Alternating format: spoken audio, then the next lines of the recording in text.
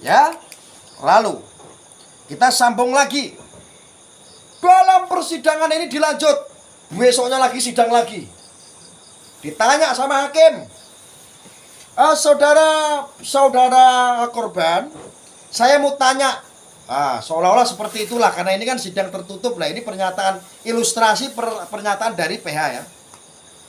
Anda kan sebagai korban, saat itu Anda itu posisinya di mana saat diperkosa?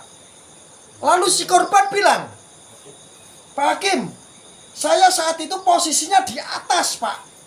Loh, iki piye? Bapak Ibu yang terhormat, yang ada di sini, saya mau tanya sama Anda. Bapak pernah dengar film-film kasus pemerkosaan dia keenakan di atas? Ada? Pak Sambo, sini Pak Sambo sebentar, Pak Sambo. Oh jangan ya. Ini ada Pak Sambo itu. Ya sudah, jangan deh. Jangan. Nanti tambah viral saya. Nanti tambah viral nanti Pak Sambo. Soalnya lagi di media banyak sekali. Ya. Saat ditanya sama hakim, korban, kamu kan di sini di persidangan ini kan mengaku sebagai korban. Saat kamu diperkosa posisinya di mana? Posisinya di atas. Jelas tidak?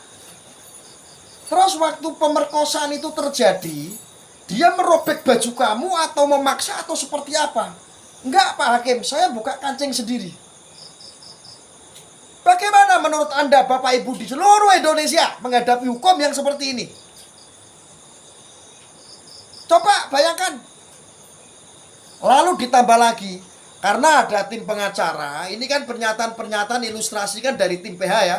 Karena sidang yang kasus-kasus seperti ini kan tertutup. Ditanya sama si tim PH-nya terdakwa. Ya, ditanya, Mbak, kamu yang mengaku diperkosa, aku mau tanya, ini ada cat sayang-sayangan, Mbak. Ini catatan siapa, Mbak? Oh ya, betul, itu catatan saya.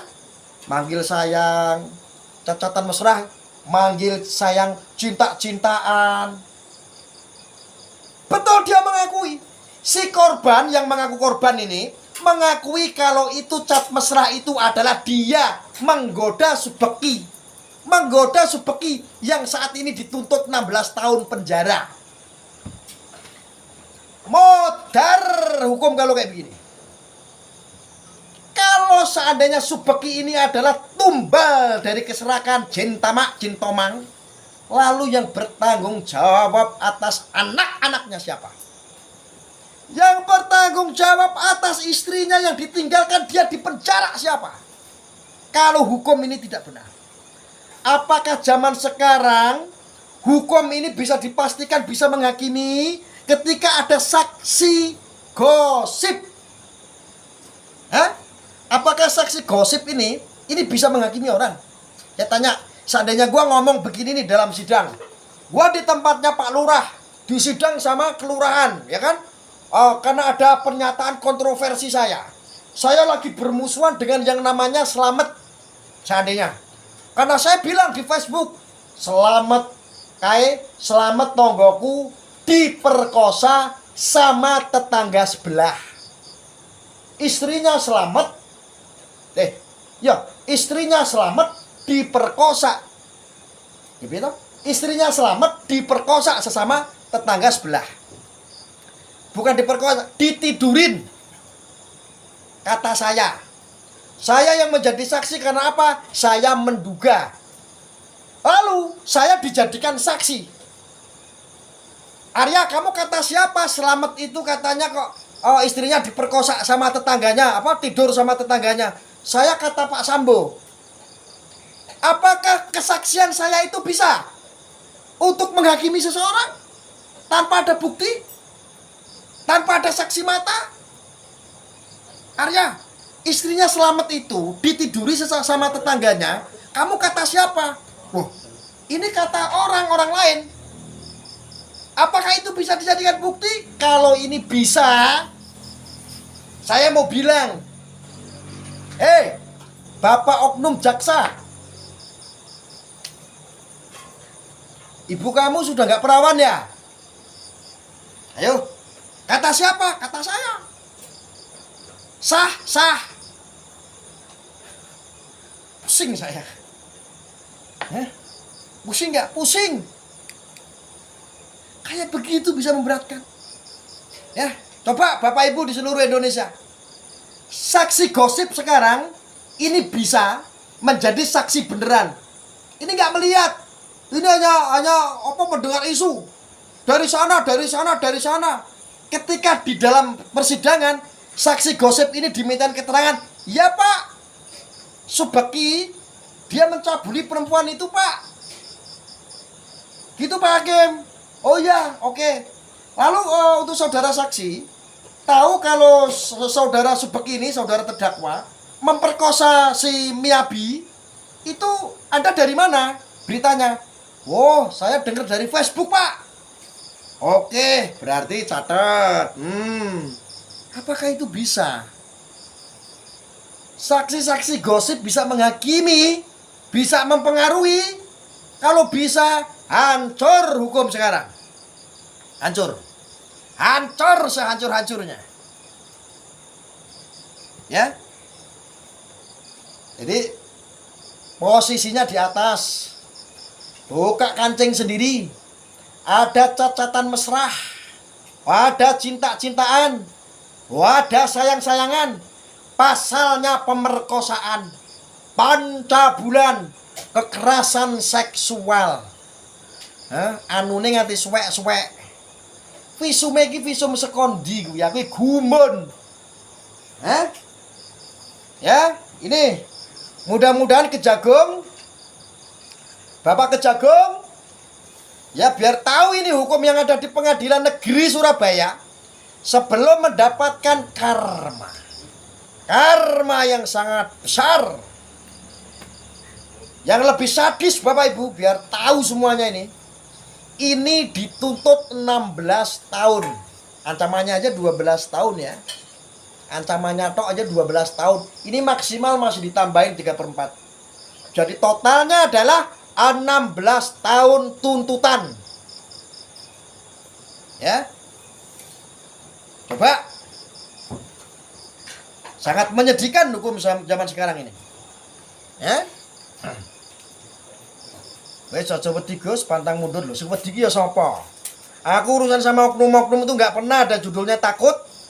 Ya, kalau ada orang-orang yang kira-kira tidak suka dengan saya menyampaikan ini dianggap saya ini adalah provokasi, panggil aja saya, diajak ngopi. Nggak apa-apa. Kalau seandainya nanti ada orang yang saya salah ngomong dilaporkan, laporin aja, biar ramai sekalian. Ya. Tidak masalah.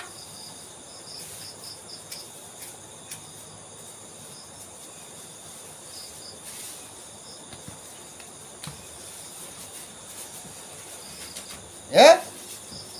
Coba. Bapak Ibu, hati nuraninya sudah mati apa hidup? Fakta persidangan seperti itu tuntutan 16 tahun. Ingat, sekarang Pengadilan Negeri Surabaya hampir menyambut karma ini.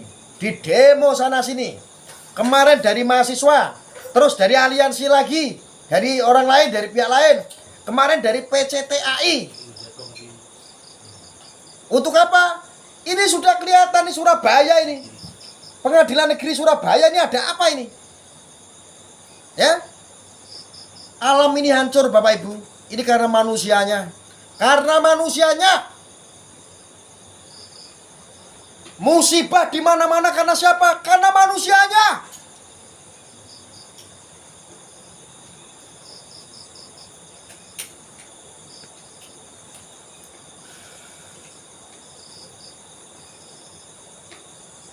Bangsat tidak. Kalau itu tidak terjadi, bangsat.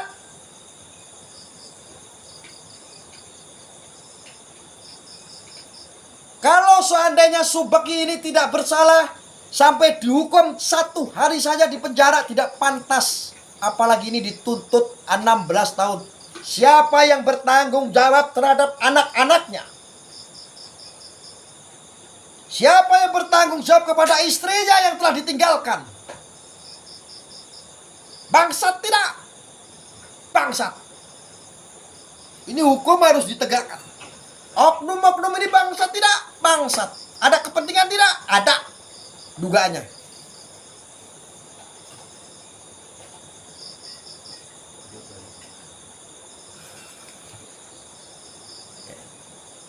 mati ini.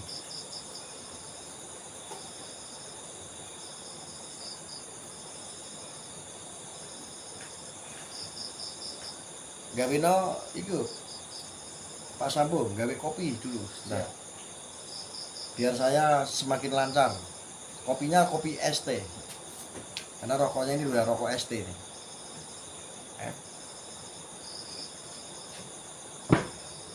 Bangsat tidak kalau ada oknum seperti itu, bangsat. Bangsat saudara-saudara.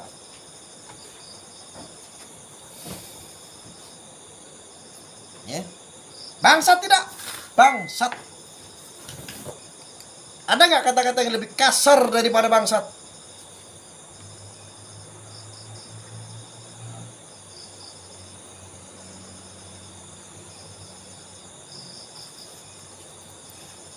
Ini supaya menjadi atensi nih pihak-pihak terkait. Saya ngomong keras kayak begini supaya apa? Tujuan saya adalah baik, mengingatkan.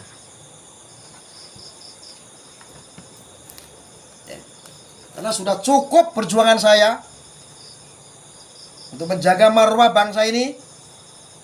Pemerintahannya yang kita kawal marwahnya, institusinya yang kita kawal, yang pertaruhannya adalah nyawa. Tapi kalau ada lahir seperti ini, dan ini menyangkut masalah pesantren, maka kalau ada kata yang lebih kasar daripada bangsat, katakan, mana yang lebih bangsat lagi? Ada nggak oknum-oknum ini?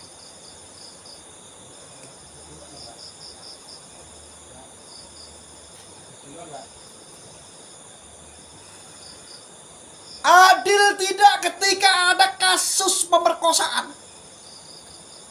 Dugaannya pemerkosaan yang dilakukan oleh satu orang, ya, satu orang dilakukan oleh satu orang, ngakunya korban tapi ada cat mesra-mesraan.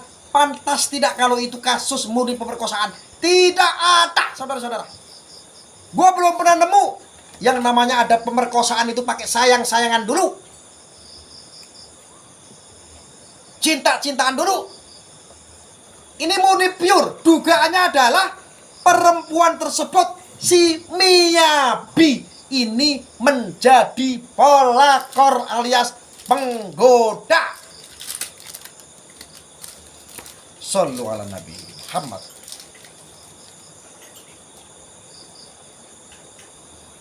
Astagfirullah.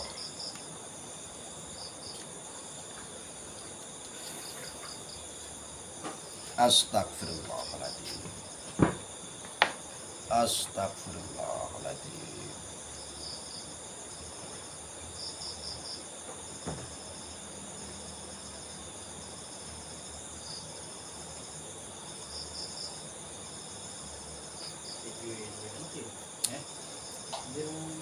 Astagfirullahaladzim.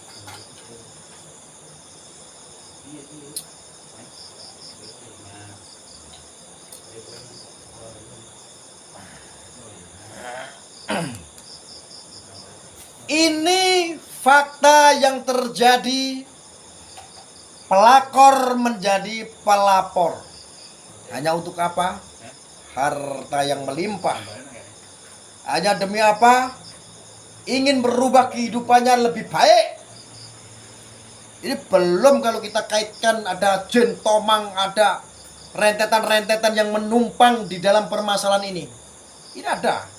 Ini Bapak Ibu se-Indonesia biar tahu. Ini sebetulnya masalah-masalah keluarga sebetulnya. Ya. Masalah-masalah keluarga. Ditumpangin sana dan sini. Ditumpangin itu orang yang tidak suka sama Subeki. Dan ini terjadi. Laknat tidak? Laknat, saudara. Orang-orang seperti itu harus dihancurkan tidak? Hancurkan, saudara. Hancurkan orang-orang seperti itu.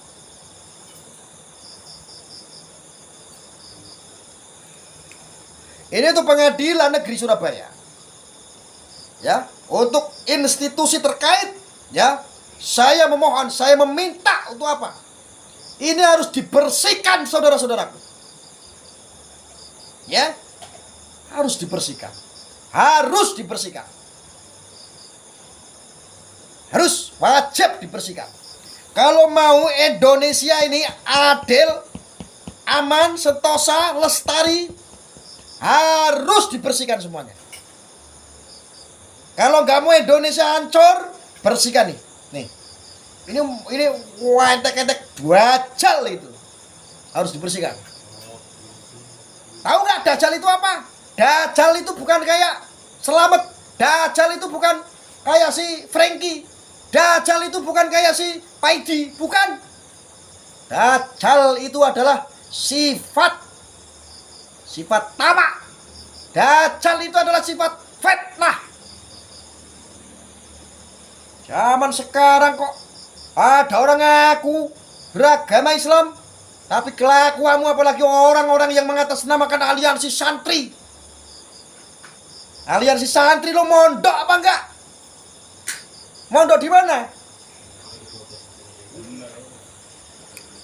Aliansi santri itu mengedepankan kalau Anda diajarin dengan cara apa? Islah, tabayun.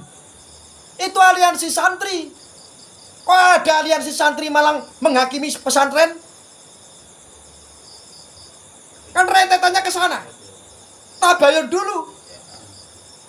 Ketemu dulu. Allah sesungguhnya menutupi aib-aibmu.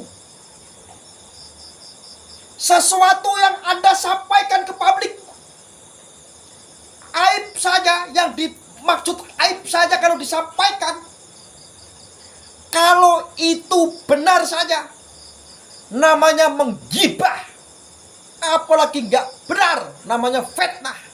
Fitnah adalah sifat dajjal.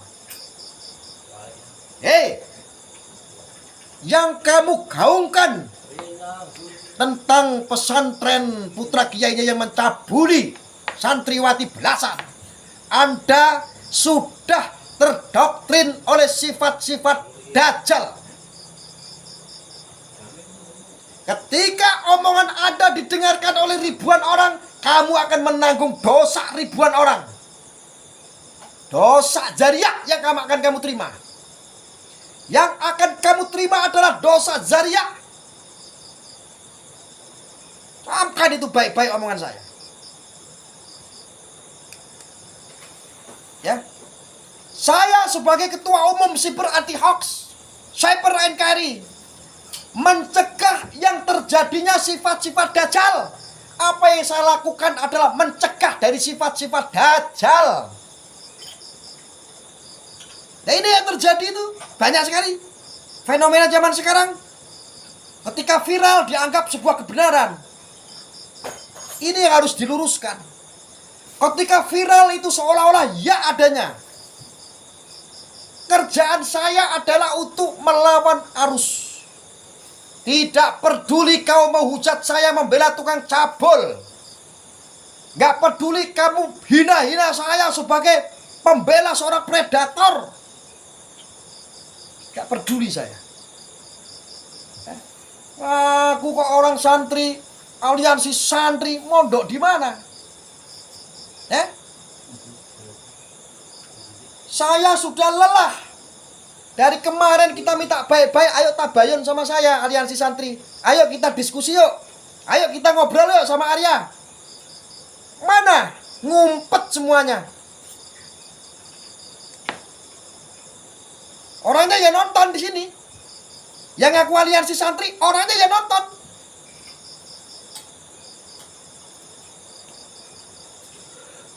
Ada yang gagah-gagahan juga, ngakunya dari NU. Wih. Wah, pakai name tag-nya NU. Lu mecah belah NU, bangsat. NU gak ada kayak begitu kelakuannya. Kau sudah lakukan apa terhadap NU? Bawa-bawa NU.